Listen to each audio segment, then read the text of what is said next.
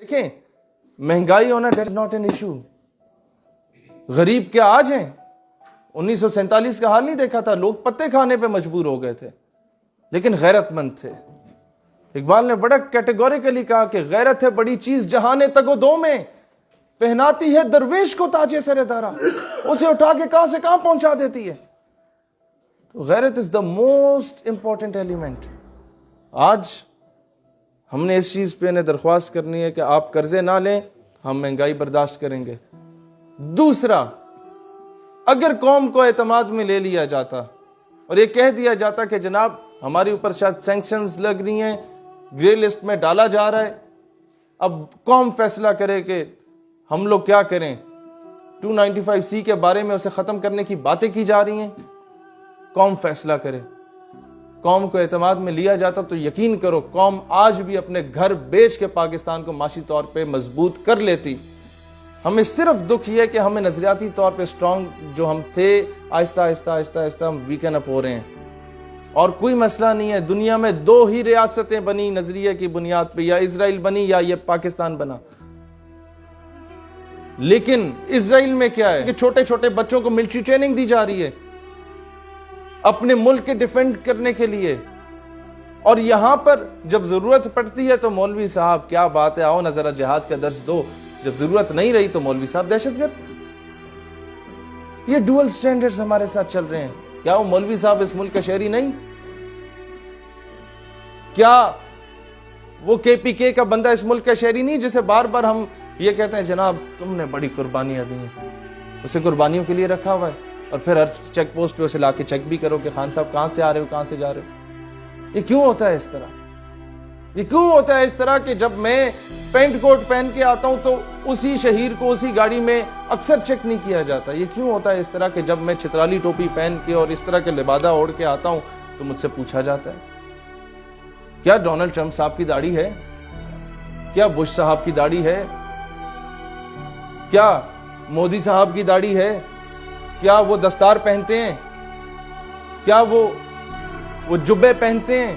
جب دنیا کے سب سے بڑے دہشت گردوں کی داڑھی اور دستاریں نہیں ہیں تو پھر داڑھی والے کو دہشت گرد کیوں سمجھا جاتا ہے؟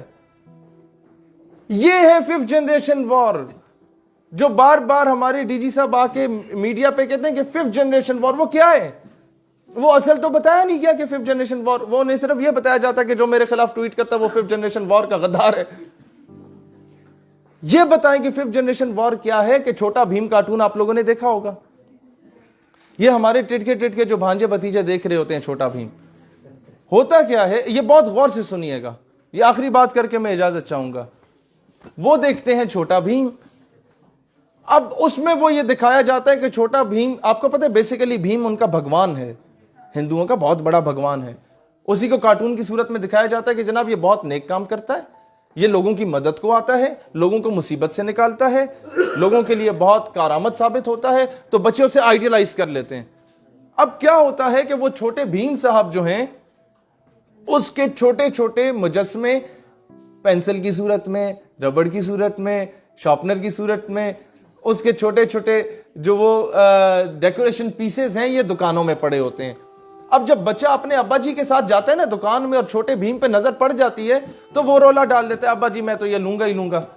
اب وہ لے تو لیتا ہے، ابا جی لے آتے ہیں، اب وہ ڈیکوریشن پیس کے طور پہ چھوٹے بھیم صاحب کو ٹی وی کے اوپر رکھ لیتے ہیں، گھر کے کسی ڈرائنگ روم میں رکھ لیتے ہیں.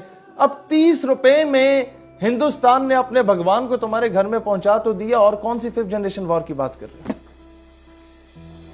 آپ سمجھ رہے ہیں؟ آج جائیں نا اپنی شادیوں پہ وہ والے سوٹ پہن کے، جو انڈین ساڑی نہ پہنے اسے حقارت کی نگاہ سے دیکھا جائے گا. کیا یہ 5th جنریشن وار نہیں ہے؟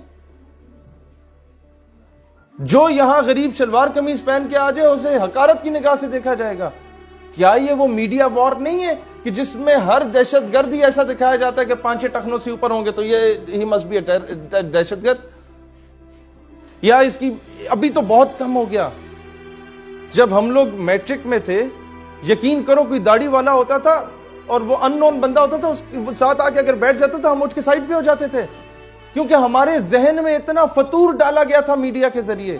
کیا یہ 5th جنریشن وار نہیں؟ اس کو کاؤنٹر کرنا ہے ہم نے. اور اسی طریقے سے آپ اپنے ریلیجن کو اور آپ اپنے وطن کو ڈیفینڈ کر سکتے ہیں. یہ بات آ کے اگر کوئی مولوی صاحب کریں تو شاید آپ کو ناگوار گزرے.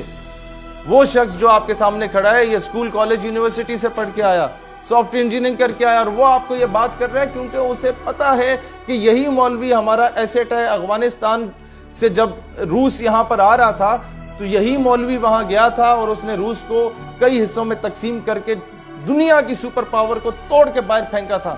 اسے پتا تھا کہ یہی مولوی تھا جو 1948 میں فاٹا سے اٹھ کے گیا اور اس نے آپ کو آزاد کشمیر آزاد کر کے دیا. تو ایسے لوگوں کو عزت دینے کی ضرورت ہے. آپ کے جنازے نہ تو جسٹن بیبر صاحب نے پڑھانے ہیں, نہ آپ کی پیدائش پہ آپ کے کانوں میں اذان مائیکل جیکسن صاحب نے آ کے دینی ہے.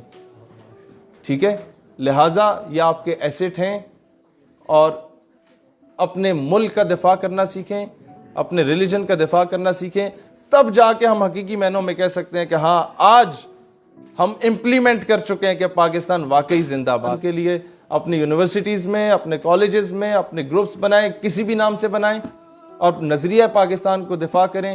مجھے بہت خوشی ہوگی میری کوئی بہن یا میرا کوئی بھائی آ کے مجھے مستقبل میں بولے کہ میں آرمی آفیسر بن گیا ہوں, میں میڈیکل ڈاکٹر بن گیا ہوں, یا میں انجینئر بن گیا ہوں. لیکن مجھے زیادہ خوشی تب ہوگی جب میری کوئی بہن اس قوم کی بیٹی یا میرا کوئی بھائی اس قوم کا بیٹا آ کے مجھے یہ بولے کہ شہیر بھائی فلاں جگہ پہ فلاں شخص پاکستان کی اسلامک آئیڈیالوجی کے خلاف بات کر رہا تھا and I have given him a shut up call.